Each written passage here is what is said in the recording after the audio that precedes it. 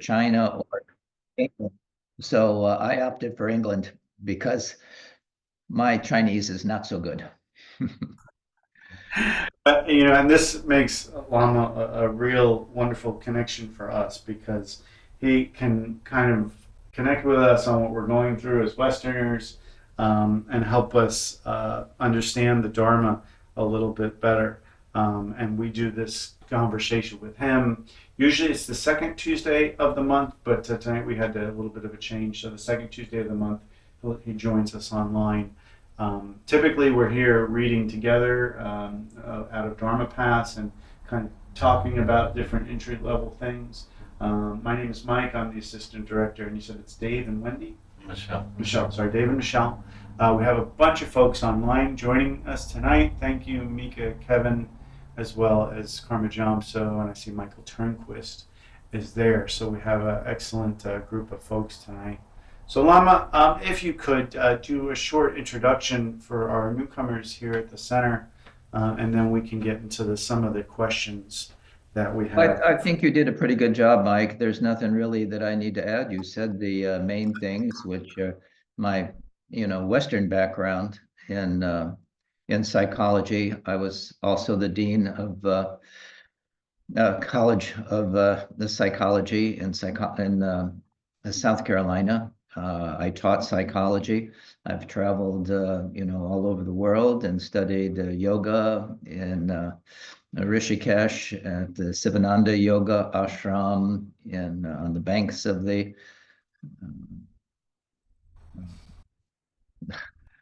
rivers there. I can't even think of the name of the river, but at any rate, yes, and I have an acupuncture practice. I still see patients, and so as Mike said, I have a background in Western medicine and Eastern medicine and the psychology and a variety of things and the most important thing is having, in terms of the Dharma, is to have done the 3 month, 3 year, 3 month training under the auspices of Khenpo Karthar Rinpoche, the former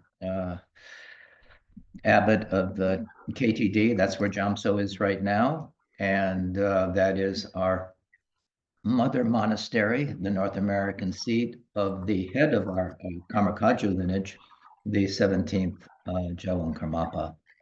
So I currently direct the KTCs, the Karma Triana, Karma Tegsum Choling is KTC, which is a Tibetan word, and Karma Triana Sharma Chakra is the same thing. It means where the three yanas are taught. These are the basic teachings of the Buddha. But there are many ways. There are many different schools of Buddhism, as you may know. But this is the Karma Kagyu tradition of Tibetan Buddhism, and the Karmapa is the head of our lineage, the uh, Kagyu lineage, just as the Dalai Lama is the head of the Gelug tradition. There are four basic lineages in Tibetan Buddhism. The Nyingma is the oldest, and the Kagyu is next, and the Gelug and the Shakya traditions are the four major Tibetan lineages. But there are many others, like you were mentioning, the Theravada lineage, uh, uh, and the Mahayana lineages of China and Japan. So there's a lot to learn. There's lots of different ways of the Buddha taught to appeal to all the different mindsets. So they say he's taught 84,000 different aspects of Buddha Dharma. So you're not expected to know all of them, but you could take our learning, our study is ongoing. So basically, we could say that the teachings of the Buddha are to cultivate virtue, to avoid wrongdoing, and to tame our mind. And meditation is the means for taming the mind. So I'm sure we're going to be talking about meditation somewhere along the way tonight. But at any rate, welcome. That's the first thing is thank you for all of you being here. This is very important. We say you hear the Dharma, you study the Dharma, you make it your own, and then you practice it, hearing, contemplating, and then practicing. That is what we're doing. So these Tuesday nights are to answer any questions you may have in your studies or in your practice. So we can open it up at this point. Mike, what are the questions that have arisen? Well, Lama, before we get to those questions, I'm going to ask you a question that probably doesn't get asked enough, or at least we don't ask enough. So, why did you pick Tibetan Buddhism? Well, it was mainly because of Kempo Rinpoche. That is, I studied a variety of meditations. It started with when I was a teenager in high school with in the martial arts. Kenji Nonan was a martial artist that I studied with. He was Japanese, and we started our practice of Aikido and the hard martial arts as well, with a sitting practice called Zazen, which is the practice known in Japan, meditation style. But I continued to study the Dharma. From that time on, that captured my attention, and I had intended to study law. That's what I was doing, and I came to the University of Florida to study law to become a lawyer like my father. But I took a psychology class and had some wonderful teachers, and immediately in my second semester switched from political science and law to psychology. And I had a wonderful teachers in psychology who talked about self-realization and things that were just beginning to form in the way of transpersonal psychology, and the teachings of the East were brought up, and that just resonated with me. There's always causes and conditions. So those causes and conditions, began to open up more and more inquiry in my mind about Buddhism and psychology. We say the Buddha Shakyamuni is a supreme physician. So I wanted to know more about that, and that led me both to the study of acupuncture and medicine, and then that led me to Buddhism even deeper. So, as a psychologist, there were people who would have their migraines or menstrual problems or all kinds of aches and pains. And talk therapy really wasn't reaching them in the deepest way. And I wanted to know about medicine, more about medicine. So I was either going to go to med school here at the University of Florida, transfer into medicine, Western medicine, or although I didn't have much experience with Asian medicine, there really wasn't much, over 40 years ago. And as I say, there was really no one practicing at that time. I actually, when I finished my training and came back to Florida, I was one of the only practitioners in Florida at the time. There was no talk about that, acupuncture and herbal medicine and those kinds of things. But I did decide, instead of studying Western medicine, to go to acupuncture school in England, the only place outside of China that I knew available was in Oxford, and there was a wonderful acclaimed teacher in what are called the five elements. So I went and studied with Jack Worsley, and I came back and opened a clinic here, and actually had a school here, the Florida School of Acupuncture and Oriental Medicine. But I was also teaching Dharma. I had continued, through all of that, to study Dharma, and there were people interested in it. And we invited Kempo Rinpoche here in early 78, maybe. And he stayed with me and my wife at the time, Joy. He stayed at our house while he was here teaching an introduction to Buddhism. And so I got to see him and spend time with him. And that created a bond that lasted to this day.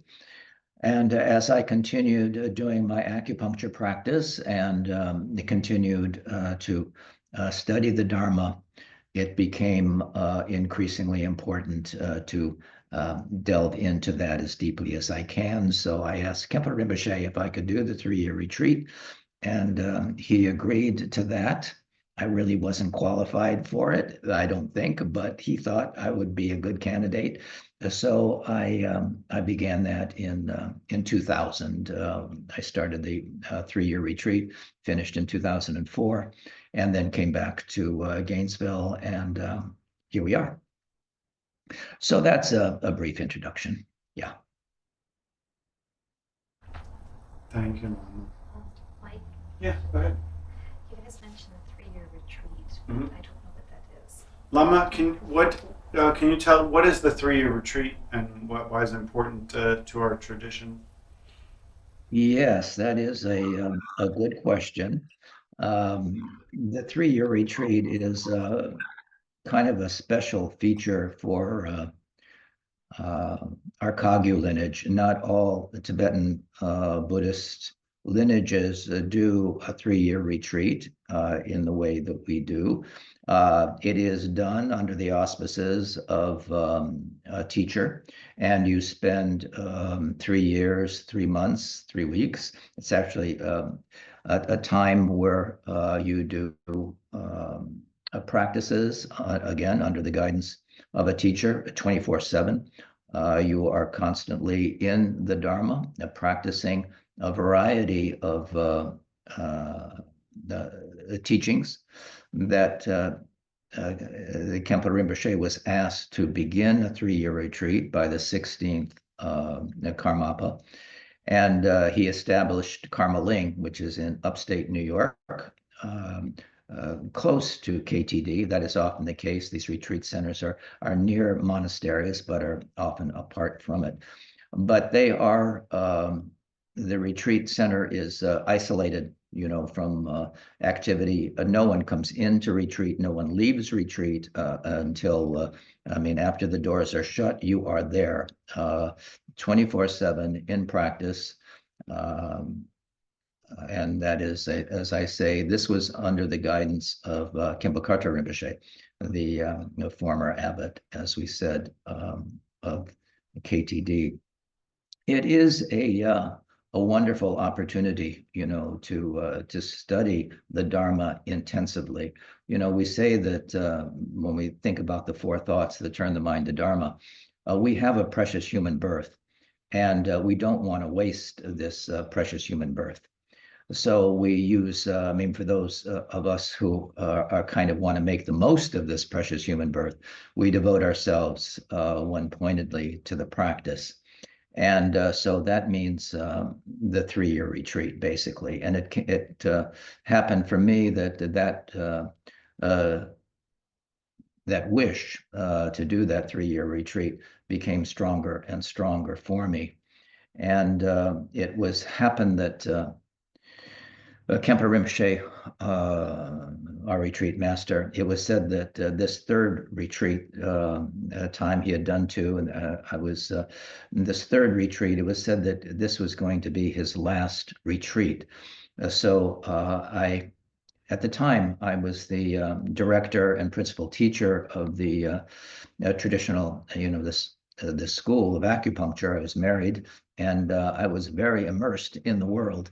But my wife at the time was wonderful.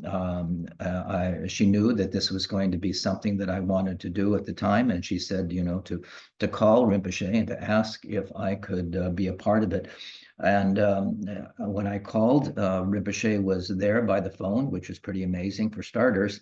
And the retreat manager, Karma Lodro, answered the phone. And I asked my question, could I do this retreat? And he answered yes, and with the provision that I study Tibetan. That is a prerequisite, because all of the trainings are really done in Tibetan, so you have to be able to read it, and our practices are done in Tibetan, so you have to be able to recite these teachings or these practices in Tibetan. So, the subject of meditation and a 3-year retreat, a three-month retreat, can seem mysterious and foreign to most people. We don't really have anything equivalent to it in our culture, but our lineage, the retreat, is one of the most important practices of Vajrayana. So you had mentioned the Hinayana or Theravada. That is one of the yanas, one of the vehicles. Mahayana is another one of the vehicles, and the Vajrayana is the third. And there was a series of teachings where the Buddha taught after his enlightenment, starting with the Hinayana path, which includes the Four Noble Truths and the Vinaya and a variety of other kinds of things. And then it graduated to the Mahayana, where one has to understand the Hinayana has to do with our motivation or one's motivation to attain liberation, nirvana, and to avoid suffering. So that is the motivation of the Hinayana vehicle. And then one realizes that there are many suffering beings, so one begins to cultivate compassion and loving kindness and devotes themselves to a bodhisattva way of life, which is to dedicate themselves to the liberation of all sentient beings who are suffering. And the Vajrayana is a combination of the Hinayana and the Mahayana. It's a fast track, and he continued to teach the ideas of the Bodhisattva path and emptiness, the Prajnaparamita sutras, and expanded on those as well, and how we cultivate virtue. So that was, later in his teaching. So it's a graduated path. But at any rate, we continue, to study this Vajrayana Buddhism in retreat. And so, I mentioned within the four main monastic schools previously mentioned, it is only the Nyingma and the Kagyu that grant the title Lama. So I was introduced as Lama Losang. Lama is one who has completed such retreats. And so this is a brief account intended to give a demystified description of the training. I can't give you an inside version of what that is, but the Karme Ling is an isolated and secluded location in Delhi, New York, in the Catskill Mountains, and it's about 90-minute drive from Karmatriyana Dharmachakra. And do you want to know more about the retreat?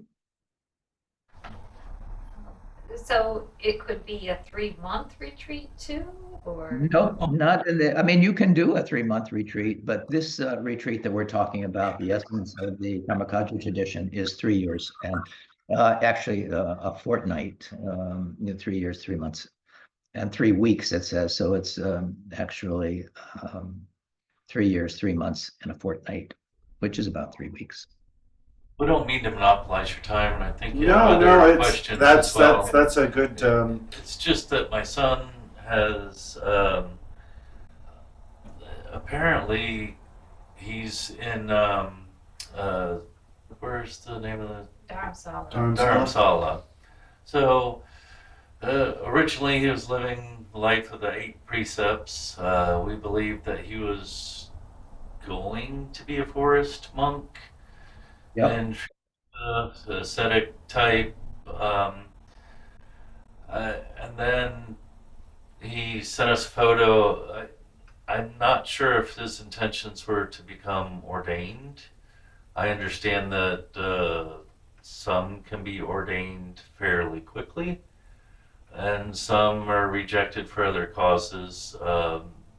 I've researched and seen the path of other monks. Sometimes these YouTube videos kind of give you insight into how people became monks. Right. And I'm just trying to wrap my head around what my son may be doing.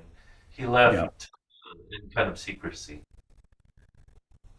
Well, we all have our own path to follow, so hopefully you can support it in his Dharma practice, and we'll see where it leads. But I mean, to have that kind of devotion or have that kind of intention or motivation is certainly good. I mean, as I was saying, that is the motivation to practice Dharma, because I was mentioning the four thoughts that turn the mind to Dharma, and the first one is this precious human birth that we are so blessed to have, and we don't want to waste this incarnation or this rebirth. Uh, and it is seen that we've been doing this since beginningless time. There is no birth, really, no death, and we will continue to reincarnate until we have vanquished all of our craving and all of our clinging to this self, and have cultivated all virtue. We talk about the paramitas that the bodhisattvas practice, but there's a very specific path that the Buddha taught to achieve awakening. It is he showed us a path that anybody can do. I mean, that's who we are. That is our Buddha nature. We are all destined to be Buddhas sooner or later. But if we don't cultivate that awareness, if we don't practice what was taught, it's not going to happen. It won't happen, just by accident. Nothing does. You don't become a neurosurgeon by accident. You have to practice. You don't become a world-class athlete. You don't become a musician of renown, accidentally. It takes a lot of the skill, and it takes a lot of time, and it takes a lot of effort and discipline. Liberation and Buddhahood is not unlike that. Although we have all those qualities within us, we have to bring them out. And all of the teachings of the Buddha are a way to express our Buddha nature. So you may see on the walls of the center there lots of different drawings, or these tankas of Buddhas. They are all aspects of your own mind. So you may be attracted, even by looking at them, you may be more attracted to one than another, and it may express a particular energy to you, but you possess all of those qualities. But we do, by and by, uproot the negative qualities, the kleshas or habitual patterns that we've been cultivating since beginningless time. And it's like growing a garden. We get rid of what we don't need, or what crowds out the beneficial things that we're trying to cultivate, virtue, for example, in that analogy. So it is a matter of learning. And so that it is great that your son is devoting himself to that. So that is the first, this precious human birth. But there is another, one of the second of the four thoughts that turn our mind to the Dharma, that everyone should contemplate deeply. So we have that precious human birth, but we also have the idea of impermanence. None of us know how long we're going to live.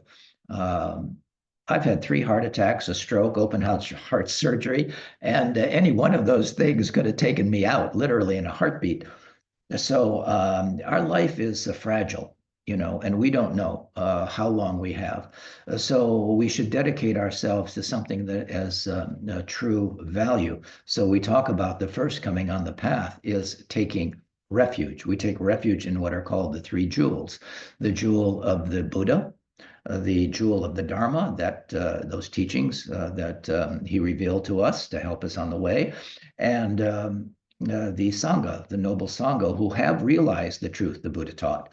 So, and they are like, if we say the Buddha is the doctor, the Dharma is the medicine, and the Sangha is like the nurses and those that help us, along the path to take the medicine and to help us realize the truth. So, there is this precious human birth. There is the realization of impermanence, and a karma. That is the third of the 4 thoughts. So we have to understand this idea of karma, that everything that we have done or say or think even has an impact on us. And we are trying to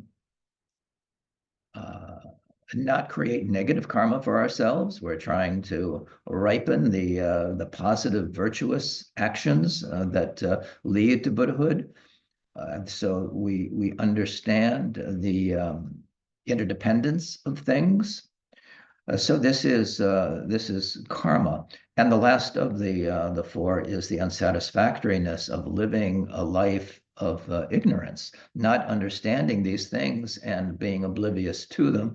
So we call this samsara, and samsara is always suffering in one way or another. The cling that we have, our constant wanting and striving for this, that, or the next thing, it creates a lot of suffering for ourselves and others and leads to unskillful actions that lead to suffering. So the Buddha said he was here for one reason and one reason only, and that was to end our suffering. So that is basically what Buddhism is about. That's what the Buddha said.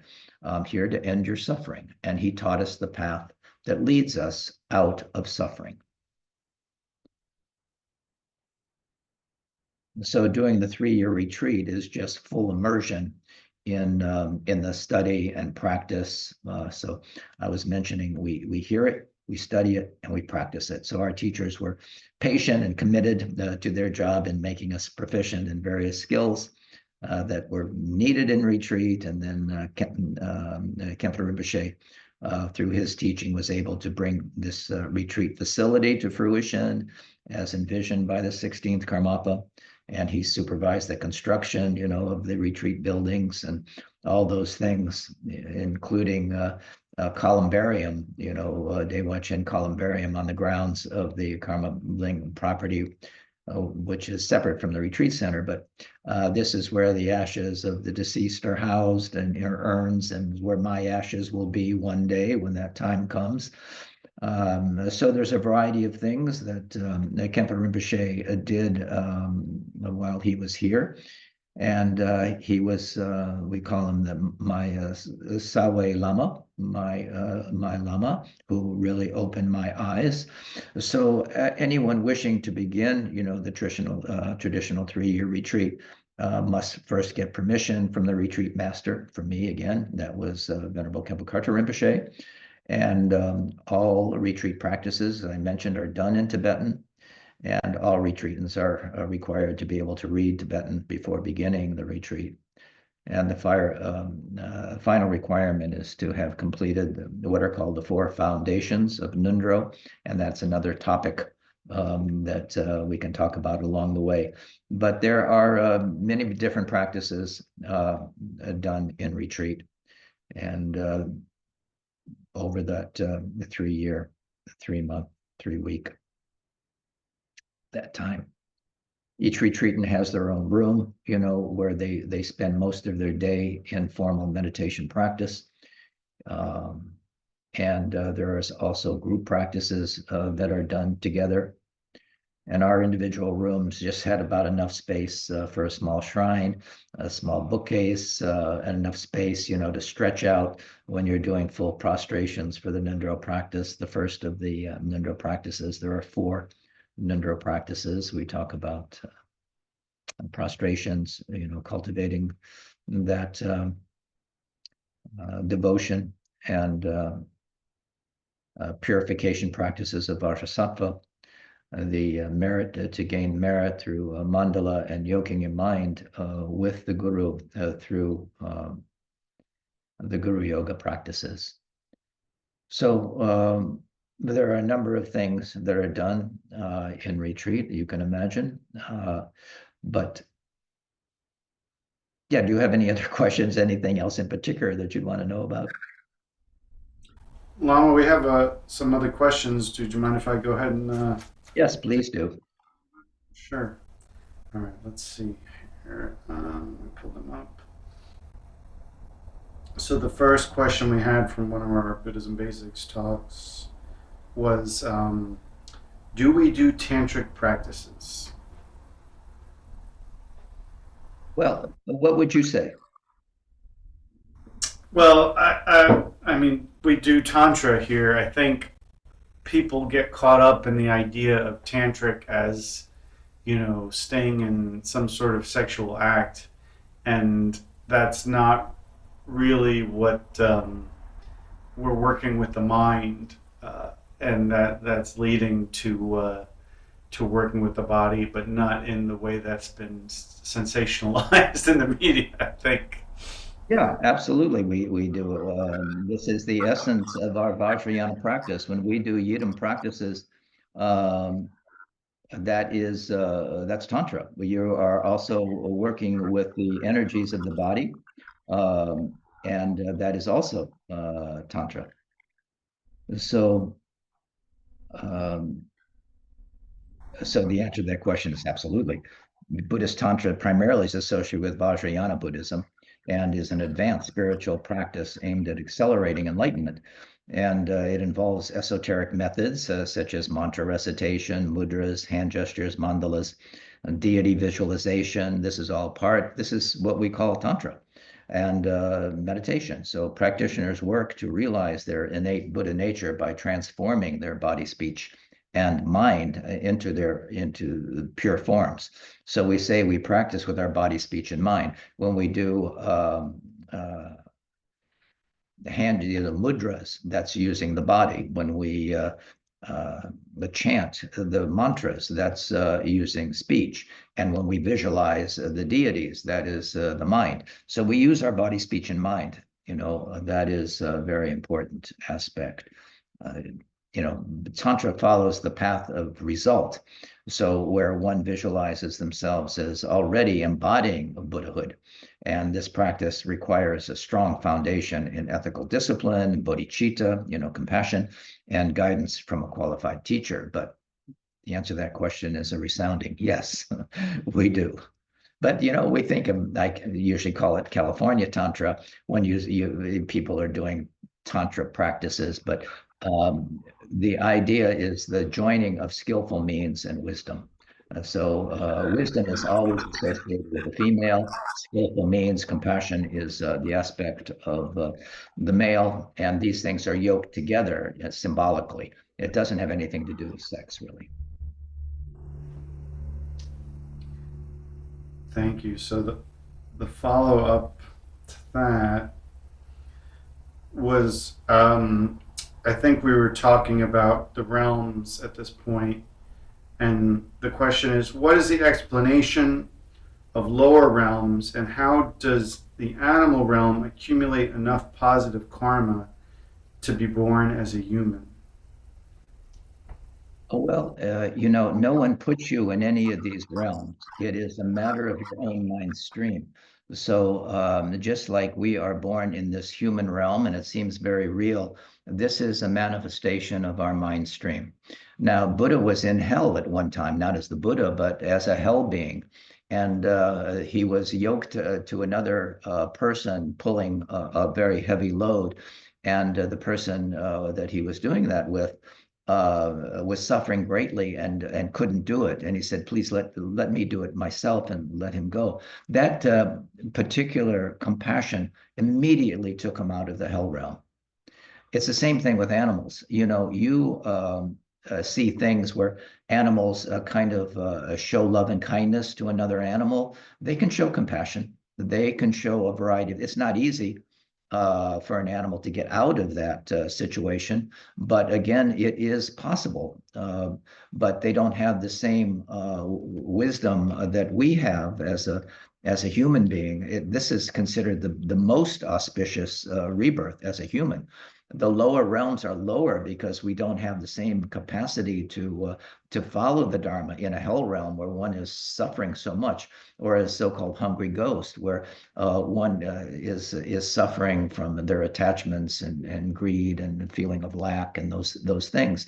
And the animal realm is the same thing. We say it's they're ignorant of their Buddha nature, so they can't really meditate in the same way that we can on the higher levels. So those are the three lower realms, and then there's three higher realms. But those higher realms, the Shura realm or the God realms, they have their own problems that prevent them from studying or really immersing themselves in the Dharma, when you are totally blissed out in your God realm, and everything you think of, you get them immediately, and all of your wishes are satisfied. You don't really turn your mind to the Dharma in the way that we were just talking about. So it is considered most auspicious to be born human, but how many people really? It's a precious human birth if we use it as such. Just being born human is not it. If we use it properly, then it becomes a precious human birth. Does that answer the question? Sure. Yeah. I believe so. If anybody else online has anything to add, please do. There was another question that was kind of related to this idea of karma, and I want to use the terminology exactly, just so. How do we burn negative karma? Well, I mentioned Nundro, for example.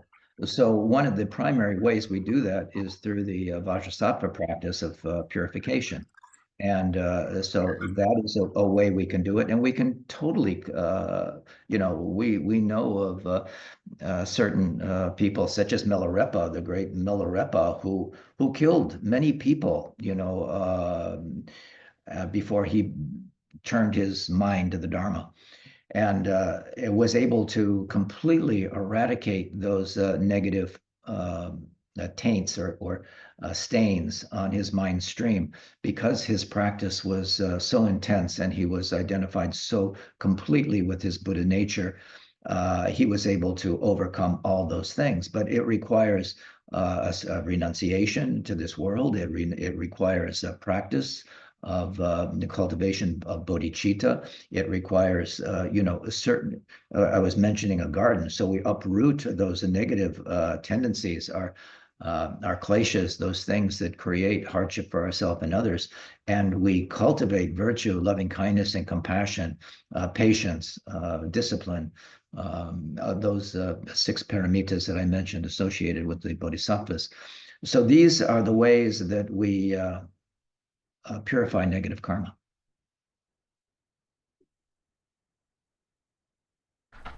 Lama, so that's for purifying negative karma, but there is also, we will our negative karma will expire through it coming to fruition at some point.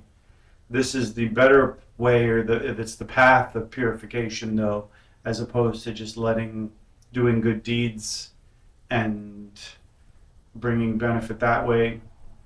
It depends on your intention. Yeah, you can do good deeds. For example, be very generous, and but you have the motivation of being generous for your acclaim or for what you'll get in return, or that is not pure giving.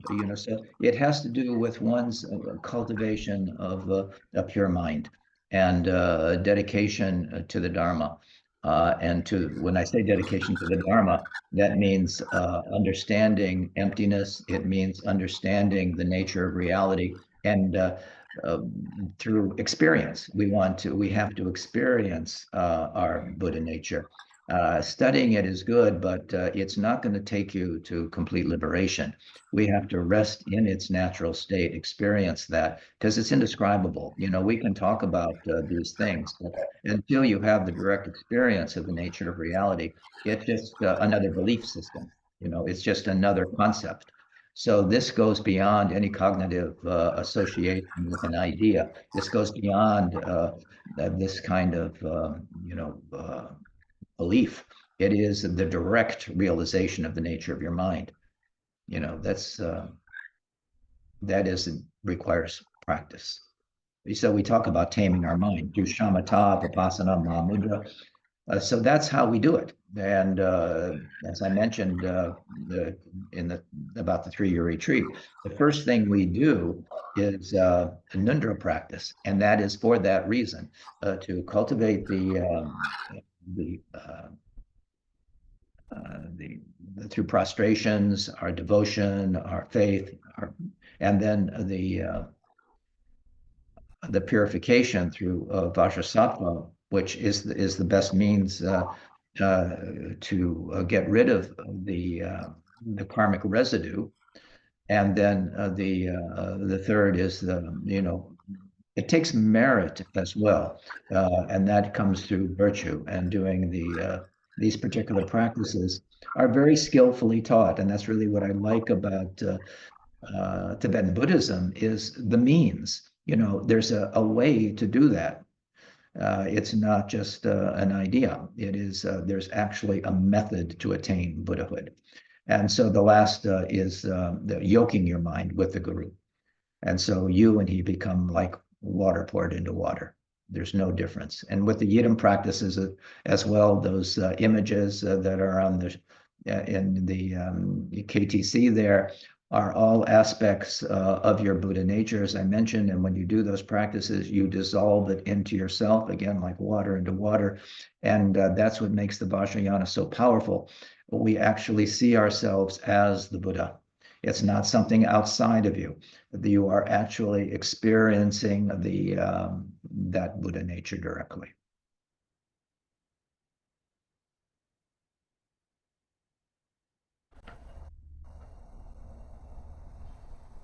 Thank you, Lama. Another question that we had has to do with samsara and the idea in Buddhism that we don't have a soul. We have a mind that is self-generated. So how, if we don't have an Atman or a soul, how does samsara even exist? Again, if we look at our mind stream, we have created the tendencies in our mind stream, which is ever changing. And until we uproot those tendencies, our karmic, those kleshas, those habits, that is karma.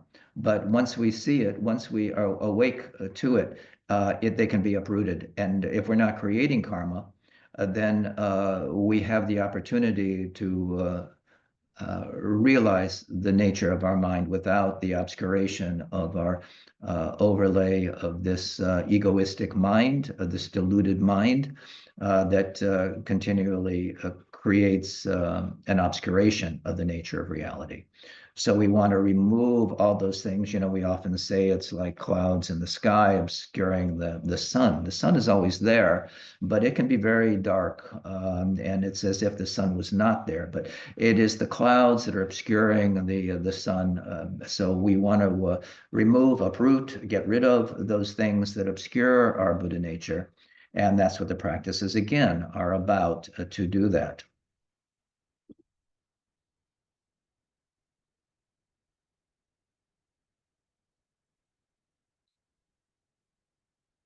Is that making sense? Correct. So that does make sense. So we're saying, I guess, so samsara is generated because of our own attachment to self. Ignorance. Yeah. Attachment. So the practices are there to help us break or let go of that attachment to the self. That's right. We understand the nature of reality. We've awakened. The Buddha, when he became Buddha, and he went to the five yogis that he traveled with, they said, who are you? Because he was so literally brilliant. And he said, I'm awake. So we've awakened to our Buddha nature. And we can never go back at that point. Once you see the truth, once you turn on the light, you see what's there. No matter how much darkness there has been, you turn on the light and you can see. In that way, we've turned on the light of our Buddha nature. And once you see it, there's no going back.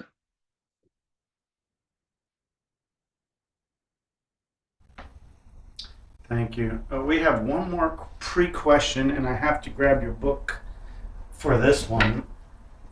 So we were discussing this on Saturday morning, and there was some terminology that is used, and we were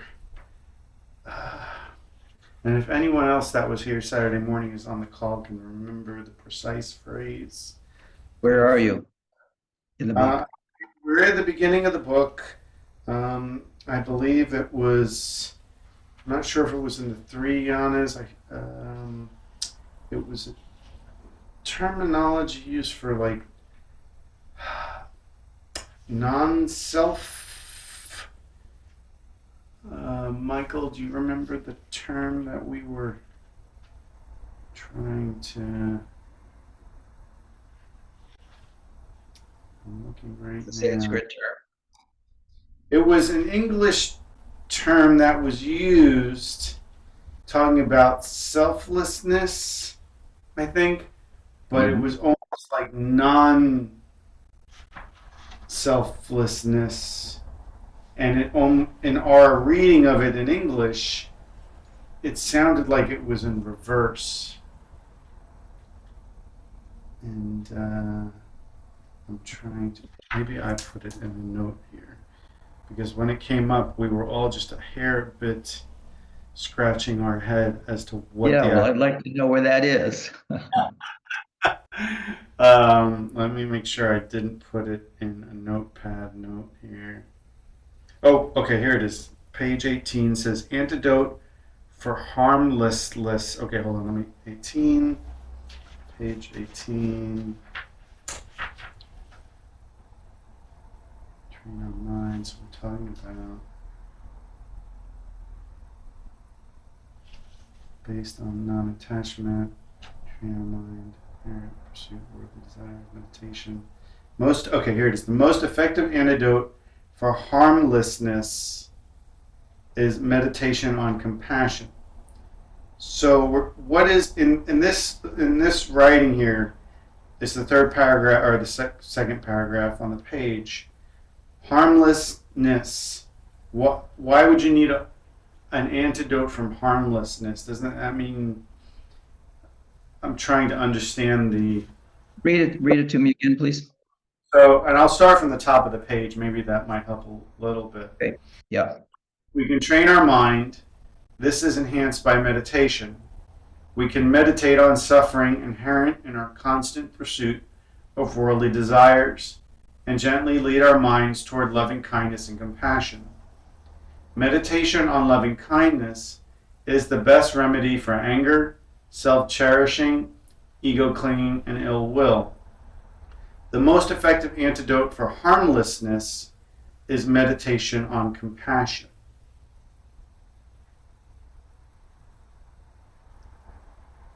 Well, that's a good question.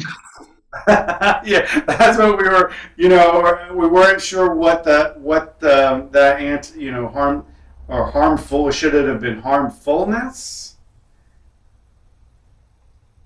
Yes, go on with the rest of that. What is it? Go on from there. In our meditation practice, we begin with developing our motivation. We are doing meditation for the benefit of all suffering beings. At the end of our meditation, we dedicate the merit generated from doing the practice for the happiness and well-beings of everyone. And then the next section is to dedicate merit means to give this positive energy to others with the intention of benefiting them. And this can be done in various ways. For example, by mentally dedicating the merit to a person, a group of people, such as loved ones, friends, and all beings in the world, even those who might have hurt us. You can do this by simply thinking or saying, may the merit generated by this practice be dedicated to, say, the name of person or group, so that they may be happy, peaceful, and free from suffering. This also. I got to get the book so I can see where that is. So this is based on three aspects: non-attachment, goodwill, and harmlessness. Okay, this is three aspects. I'm looking at the top of page 18 right now, and harmlessness is a good thing, of course. And this was talking about right thought. Yes, you're on page 18? Yes. Yeah. Okay.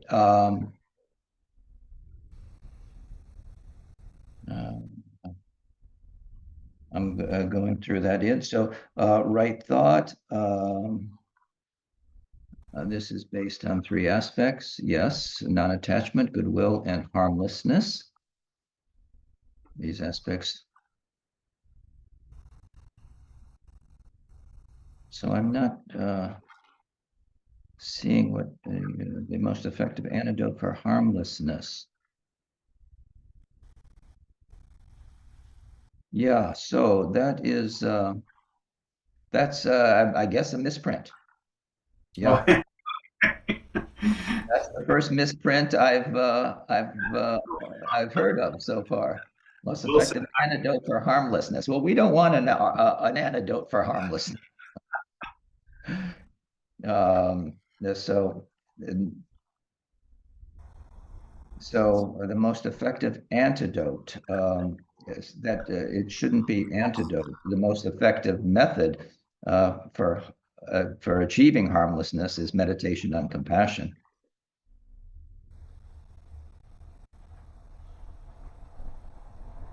Yes. Okay. So Yeah, antidote is the wrong word there. The most effective, for cultivating harmlessness is meditation on compassion. Could I read the antidote of harmlessness? Yeah, well, antidote is something to alleviate harmlessness. So we don't want an antidote to alleviate harmlessness. The effective antidote for the most effective method, it should be, I think, the most effective method for achieving harmlessness is meditation on compassion.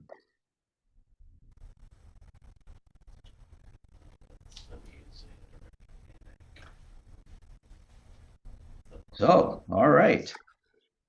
wait. I'm glad that we're studying well and we're helping you. Yes. We were all, yeah, we got to that Saturday morning and we were all, John So was here and Michael was here and we were all trying to figure that What one does out. he mean by that? Yes, I gotcha. Yeah, that is, I can understand why you'd be stymied by that. So that is a method, for cultivating harmlessness is meditation on compassion. We understand that people usually act out, in harmful ways because of their anger and their kleshas. And the way the antidote for that is the practice of harmlessness through meditation, So that is, I think antidote is the wrong word there. Thank you for that clarification. And I think that was the end of the questions we've had from the last few weeks. Okay. Well, that was a good one. We had some good ones. If anybody, here, go ahead. Okay, he mentioned emptiness, which doesn't really make sense to me. You're supposed to be empty. I don't quite understand. If he could elaborate. Yeah, that is a big teaching in the Vajrayana. When we say emptiness, we don't mean nothingness. We don't mean emptiness the way we usually say it. So it's really hard. Sometimes it's called voidness.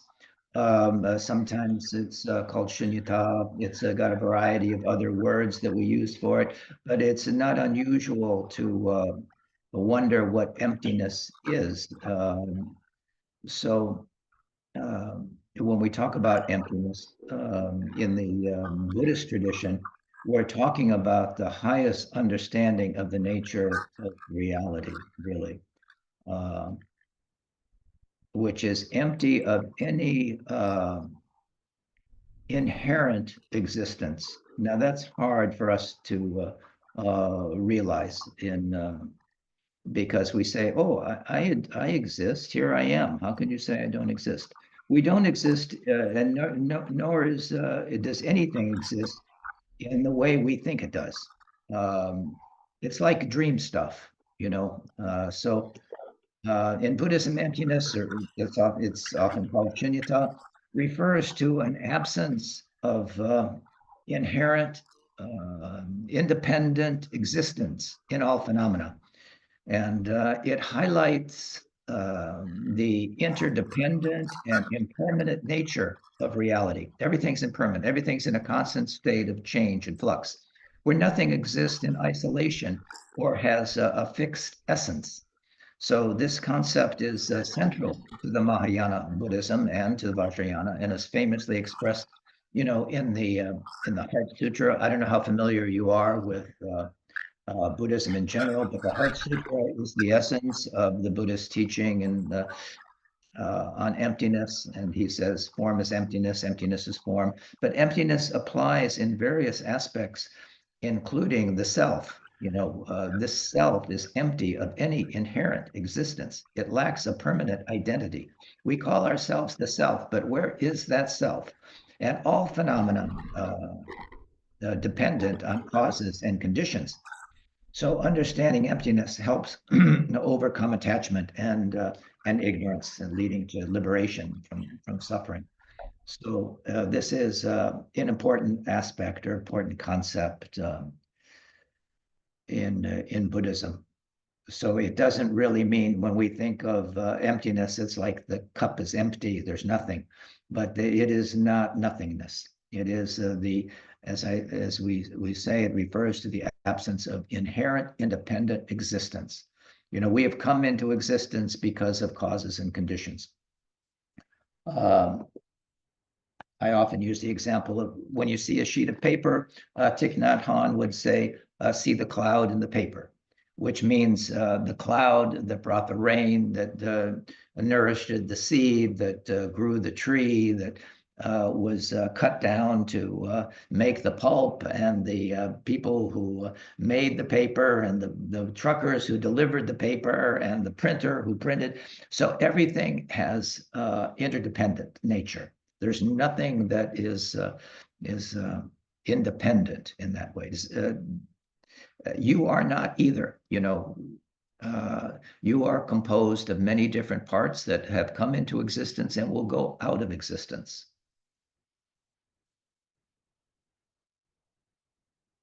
As will everything else that you can see, hear, touch, taste, feel. All these things are interdependent.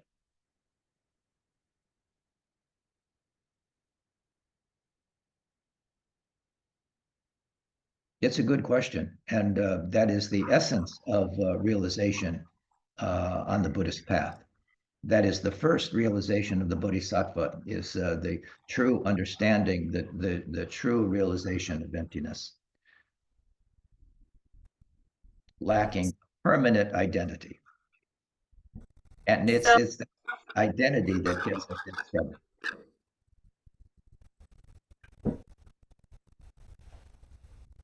Go ahead. Yep.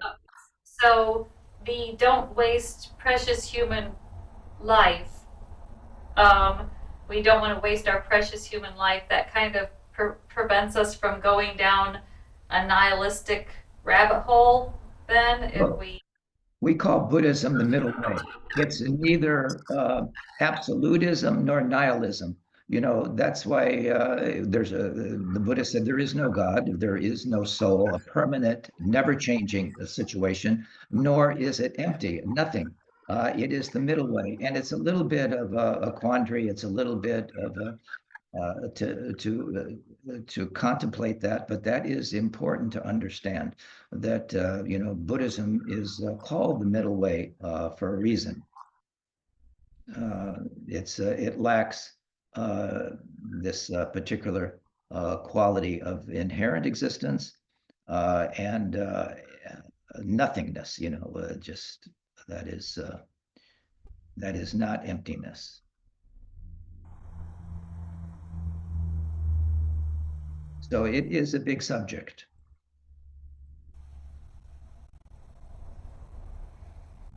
So that is the nature of our meditation, is to really understand this aspect of emptiness in all things. I mean, when we're in a dream, it seems very real to us when we wake up. Wow, that was really real. I mean, you may have shed tears and everything else in that dream, but it's a dream. It did not exist. And when the Buddha said, I am awake, he's awake to this dream that is our existence. And we take it to be very real, just like last night's dream. But it has the same quality. It's very dreamlike. So we see the dreamlike quality in existence.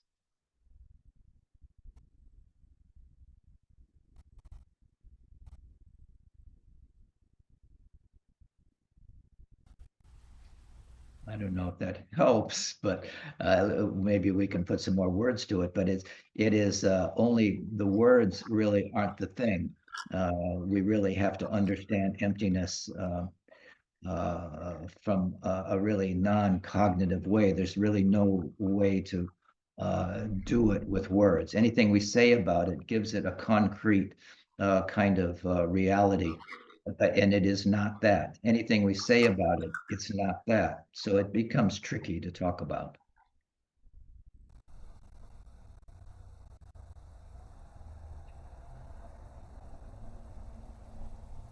I had another question. Sure, go ahead. It's like, No, go ahead. And if It's anyone online has any questions, feel free to unmute or to put your questions in the chat as well. It's Go like ahead. completely off in a different direction. No, that's all right. That's okay. Okay. I wrote some stuff down ahead of time. So when we are trying to live a good, pure life and have good and create good karma,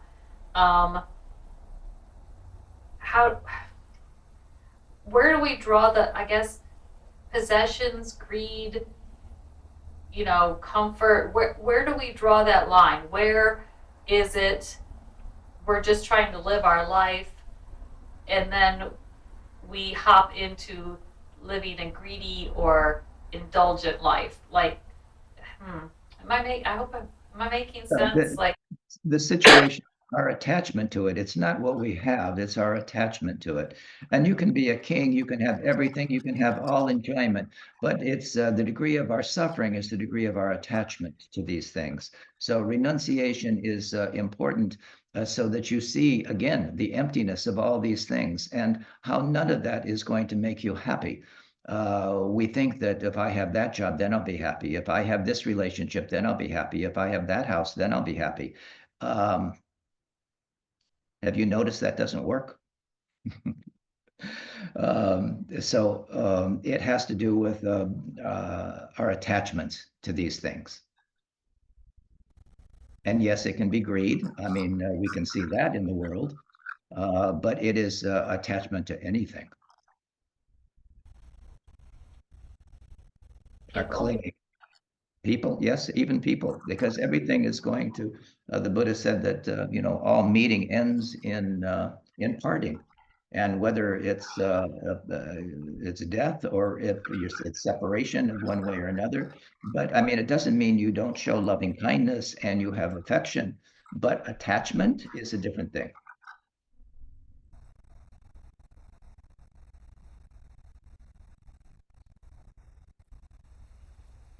For that reason, the monks leave their home. They go into the forest. They disengage from things and people and places. But it's not really necessary to disengage physically, but you have to do it mentally. You have to understand the truth of impermanence. All these things are impermanent.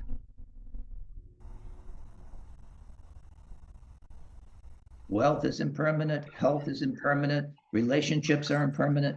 There's nothing lasting in any of it, but that shouldn't make us sad once we understand the truth. This is the nature of reality.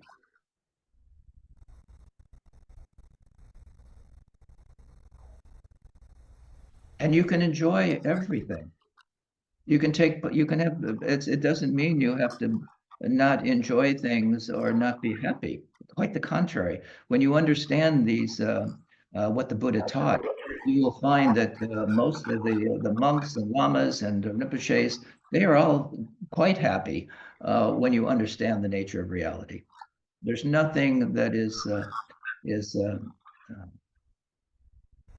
attacking you. Nothing, you don't have to look over your shoulder because of something you may have said or done. You have freedom. We have real freedom in that way to experience things. And that is really, what we're here to do. Here to experience and to use our experience in a positive way to benefit others and to enjoy this life.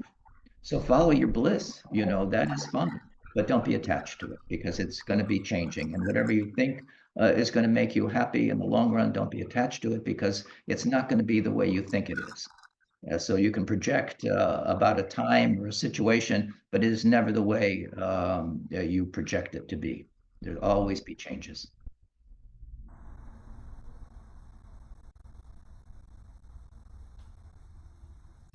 Lama, we have a question online. Mika, if you want to unmute. Hello, can you hear me? Yes. Okay, I have a question about attachment. For me personally, my mindset around attachment is if I know that things are impermanent and they change, but there's a part of me that tries to prepare myself for that loss, let's say a death, a separation, whatever. I try to like imagine and kind of prepare myself for it. And people say that if you, let's say if you worry about something, you're suffering twice or something. So I was just going to ask if you have any advice to handle that more gracefully or be in the moment with dealing with the inevitable Just be losses that present. come with Worrying about it attachment. again, worrying about the future is not going to help, or reflecting on the past is not going to help. Just be present. The Buddha said that the root of suffering is attachment. So in Buddhism, attachment refers to an emotional clinging or grasping to people, objects, ideas, in the mistaken belief that they provide lasting happiness or security. And it arises from desires and leads to suffering because all things are impermanent, as we said, and subject to change. So attachment is identified as the root cause of suffering in the second noble truth. We talk about the Four Noble Truths. There is suffering. There's a reason for that suffering. There's a way out of that suffering, and that is the Noble Eightfold Path. So this is addressed, through practices like mindfulness and the Eightfold Path. So non-attachment allows for genuine love and compassion, free from possessiveness and craving. So that is true, that the level of our attachment still is the level of our suffering is related to our attachment. So you can, to think about something happening to someone, we don't know what's going to happen to ourselves or anyone else. So just be present, but be aware that change is inevitable. And so you're not going to be surprised. I always say we don't know what's going to come first, death or dinner, for any of us. And that is the truth. So we have to understand impermanence, and we have to do the best we can, but as we said, to use this precious human birth to the best of our ability, because the next aspect is impermanence. It is impermanent. And we've lived since beginningless time. That's a long time, beginningless time. And so we have been in hells. We have been in heavens. We have been, in the God realms. We've been in all of these things since beginningless time. And now we have the good fortune to be born human. We have the good fortune of being at a time when the Buddhist teaching is available, which is not always the case. This is the fourth Buddha. Shakyamuni Buddha is the fourth Buddha of 1,002 Buddhas of this fortunate eon. But and usually it's about a 1,000 years or so then it just goes out of existence or begins to degenerate into something different until the next Buddha arrives. The next Buddha is Maitreya, but that can be tens of thousands of years from now. So that, again, we don't want to wait that long. We have what we need right now to achieve the goal of awakening that the Buddha taught. And we have all of the skills. We have the mind, we have the resources, we have the teachings, we have the capacity to do that now. We won't always have that. So we want to make the most of this. And we understand the condition that we're in.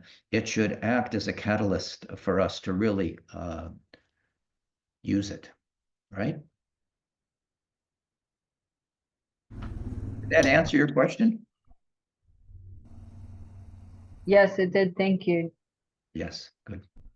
Lama, I remember, I think it was Lama Karma, and I could be wrong on the teacher, talking about if we're thinking about the future, that causes us anxiety, and if we're thinking about the past, it causes us depression, as opposed Yeah, to we just could say that. I mean, everyone's different. I mean, they may have different thoughts about the past. They may have different thoughts about the future, but they're taking away from the now, and whatever that is, it's an aberration. You know, we can't see the future. We don't know what that's going to be. We can make up stuff, and we don't really know the past.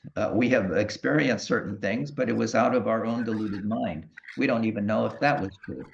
But what we do know is this present time, and to be as present as we can in this moment, and to use it to the best of our ability to cultivate virtue and loving kindness and compassion. That is the best use of our time.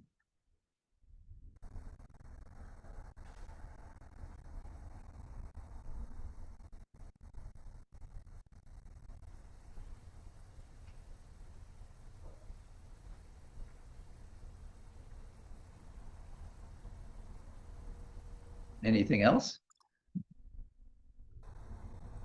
any other questions. Is there anything in the chat? Is there anything in the chat? We have another question here. Sure. Eight, What were you good thinking? question about the 8 paths.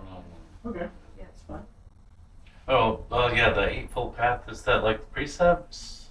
The Eightfold Path, Lama, can you elaborate on that? Yes.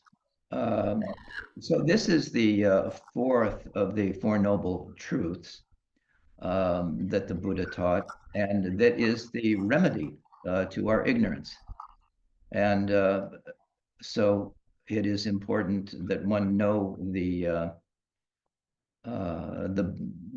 this is true for all the Buddhist schools, is the Noble Eightfold Path, as well as the Four Noble Truths. So when we talk about the um,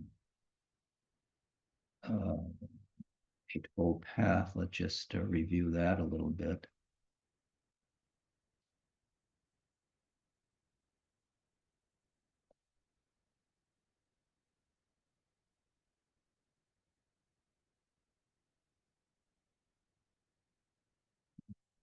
Sure, I cover that.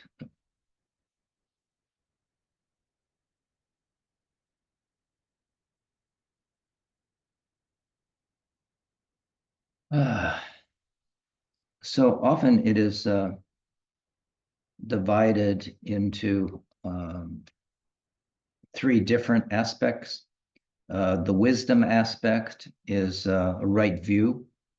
Understanding the Four Noble Truths is having the correct view of reality. So we mentioned the Four Noble Truths. The first being there is suffering, and the second being the cause of suffering, and the third being the remedy to that suffering, and that being the Noble Eightfold Path. So I'll just refer to my book for a moment, and we'll go over those if you like.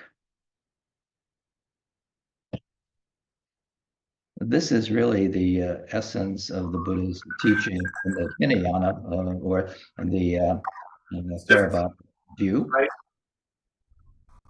The 8 precepts that I know of is you're not supposed to kill, not supposed to lie, not supposed to, that was. Yeah, those are the lay precepts. Not to lie, not to steal, not to indulge in Eightfold.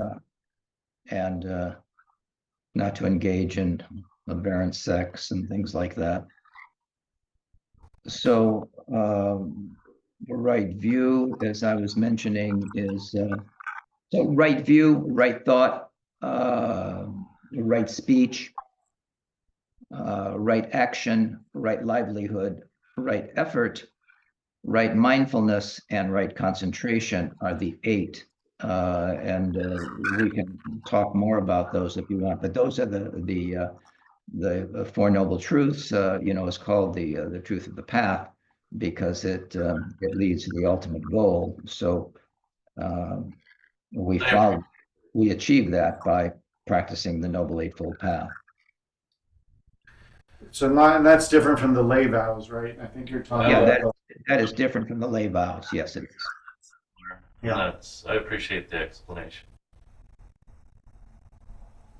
Yeah, so the lay vows, as we were saying, is to refrain from certain behaviors. And not because of a limitation, but it just prevents you from going down the rabbit hole and creating negative karma for yourself. So we don't want to engage in negative actions. So we take the vow, not to lie, not to steal, not to engage in sexual um,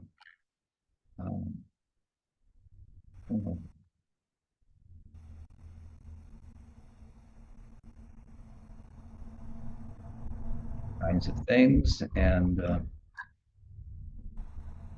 so I was looking for those as well to clarify them. But I remember them: no intoxicants, no killing, no lying, no stealing, no sexual misconduct. yeah, that's right. Well, that's a little different. So two of the things that they mentioned, Dave mentioned entertainment and raised beds. That would be more for monastics, that sort of thing. Like no raised beds, Lama. Where have I heard that from? What is that? Where does that fall? Sojan vows. Yeah, that is part of the Sojung vows when you're taking the Sojung vows for a day or longer. That's true. So it is just has to do with not raising yourself up literally in kind of aggrandizing oneself in that way. So we refrain from certain actions like that kind of feed the ego.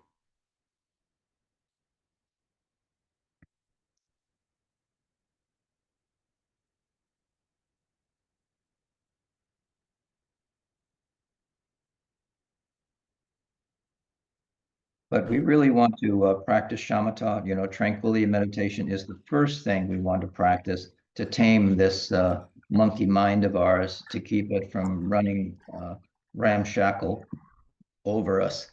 And once we train it, then we can do more.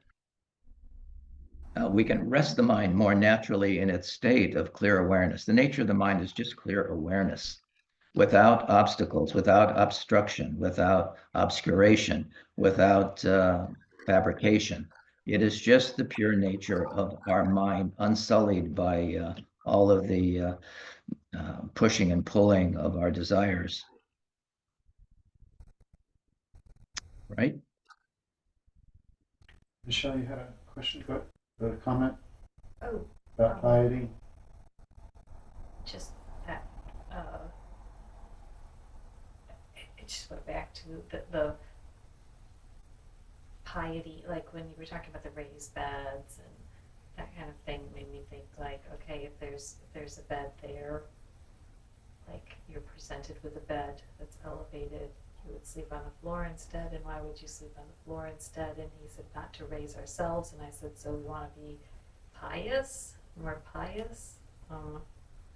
No, really, I don't think you have to worry about that unless you're actually, these are done a very particular way to, yes, maybe for piety, maybe for various reasons, and they're usually for a day. So it is not something that everyone needs to do. It's not like the lay vows. It is a particular part of a practice that's done, and there's no makeup, there's no perfumes, there's no jewelry. I mean, that is also things that we aggrandize, our body So it is just to see things as they are without any kind of overlay. So we're just natural, at ease, without pretense.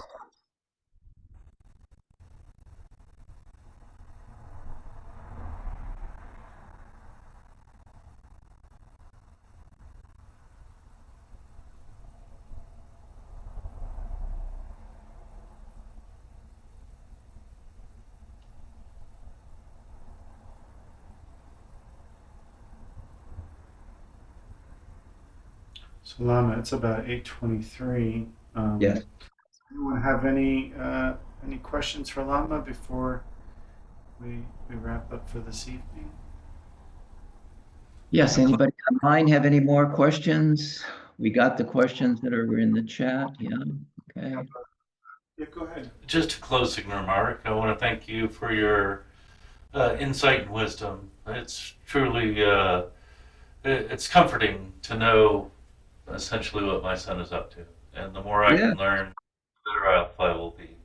But I appreciate your time. Thank you very much. you're welcome. And I hope your son continues to study and to practice the Dharma. And that is the best use of his time. I know you may have some wonder what's going on, but yeah, I think it is a good thing. Hopefully, he's with a teacher and with a group of people who support him in that practice. Dharamsala is where the Dalai Lama lives as well, and it is it's a I've been to Dharamsala on a number of occasions. So he's can be in good company there, but in India, Dharamsala, you can find all kinds of things there as well. Just like the internet, it can be a good thing or it can be a bad thing, but it is a matter of making correct choices, like it is for all of us. So when we finish a practice, we like to dedicate the merit. And I think you had mentioned a little bit about dedicating the merit in what you were reading in that part from the book. So we dedicate the merit to the benefit of all sentient beings and their ultimate enlightenment. That is something when you do a practice, you complete it or you finish it by dedicating the merit for the well-being of all suffering beings. And we will do that uh, now. We can do that if you like. Is there anything else? Any other announcements? There is, yes, I do need to make an announcement because there's a couple of things coming up. So just a slight schedule change for the next 2 Tuesdays, 24th and 31st. We won't have practice due to some scheduling conflicts. We will have our regular Saturday practices for the next couple of weeks, but the 24th and the 31st Tuesday evening practice will be canceled. We do have our first light ceremony, which is January 1st at 10:30 in the morning. This is a wonderful way to bring in the new year. We do prayers and aspirations for world peace, as well as get to offer a candle and make your own aspiration, and followed by a wonderful potluck vegetarian luncheon that people are welcome to stay for. Some of this is chanted in English, some of this is chanted in Tibetan, but it's how we've been bringing in the new year for the last 25 years. This will be our 25th year doing the first light ceremony. So really looking forward to that. We'll have it here. Sure, Lama will also have the same at Gainesville KTC as well. Maybe not so like us, but yes, that's January 1st. January 25th, Lama Lodro Lama will be visiting here from Karma Dharma Chakra. She is the president of the monastery there, as well as has led the women's retreat for many years. And she's a wonderful teacher. We'll be doing a public talk that Friday evening. Then Saturday, we'll be doing the 4-session Guru Yoga practice 4 times. And then Sunday, we'll be learning about the Tibetan instruments in the morning session, and then how to make a torma in the afternoon session. And that's the 25th of January, she'll be here in town. She'll also, the following weekend, she'll be at Gainesville KTC as well, teaching. So we're very excited to have her and that she's able to come visit, because she is a very busy teacher at at KTD. So that's our announcements for this evening, Lama. So we will, if there's no further questions, we will dedicate the merit.